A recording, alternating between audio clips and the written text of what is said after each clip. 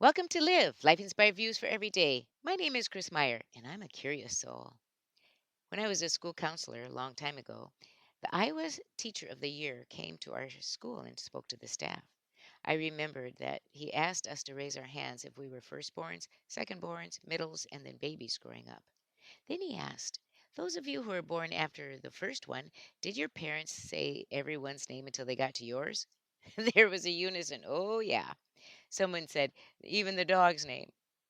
Then the teacher of the year said, when the first child is born, the parents say the name over and over. The second comes along, they don't give up the first name, they add to it. I'm telling you this because when you teach something, it is important to teach something right the first time. Don't start by tricking your students, making them guess. Teach it right. After that, you can trick them and test them because we always go back to what we learned first. Hmm. Last weekend, my class from Waldorf College, which is now university, celebrated our 50th reunion during Waldorf's homecoming weekend. We had a wonderful turnout of returning classmates. We gathered to share a meal and then had the opportunity to hear from every single classmate there about their lives since we graduated in 1975. The themes that were reflected by so many as they spoke were the connections and relationships that were made during those 2 short years we were together so very long ago. It struck me that we had just 2 years together because it was a junior college, but the relationships were so real and so close as if we had kept up our connections throughout these years. As I pondered that, I remembered that the teacher of the year had shared with our staff that we always go back to what we learned first. I shared that with my reunion classmates and told them that what was first about us as a class was the fact that going to Waldorf was our maiden voyage into adulthood. We came together just after graduating from high school. So these were the first friendships forged after stepping onto the pathway of being an adult. Many of those classmates had been through challenges and hardships. Many had health issues. Many had become leaders, business owners, custodians, administrative assistants, mothers, fathers, and grandparents. But on that Saturday, we felt so close as classmates, as friends. Those relationships will always remain special. This weekend cemented that for sure, but it also reminded me of the power of firsts. Remember your first kiss?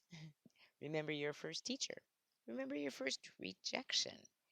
Maybe it was a job interview and ask for something important to you.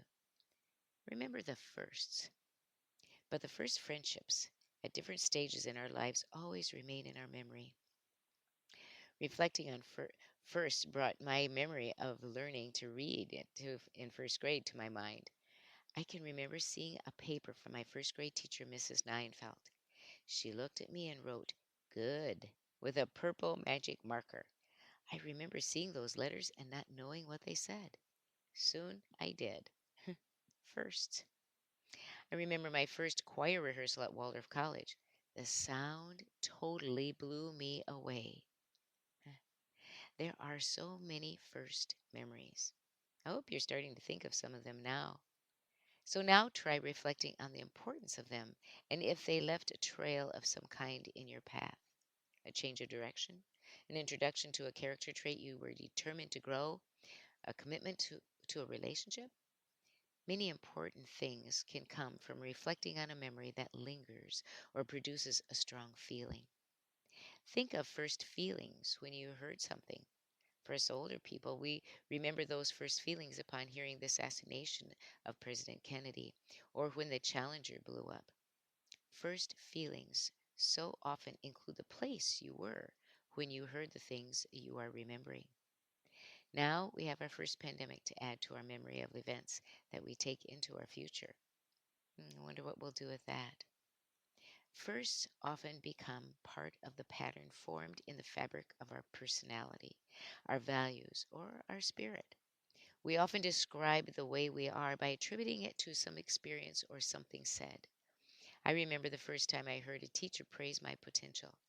Mrs. Warner, my piano teacher, told my mom and dad that she thought I would go furthest in music than the rest of my siblings. That is absolutely not true. It didn't happen. They are much better at it than me. But the fact that she voiced that belief in me was part of my drive to learn and grow in my skills and careers throughout my life. See an important thread here. Most of our firsts involve other people, relationships. Those are the formulating factors in what makes our lives meaningful. As the classmates at my 50th class reunion mused, the relationships we formed during those first 2 years of college will always remain important and strong because they were the firsts in our lives as adults. This week, on your bathroom mirror, write, what are some of my firsts and how did they affect me? Join me next Monday for Live, Life Inspired Views for Every Day. I'm Chris Meyer, and I'm a curious soul.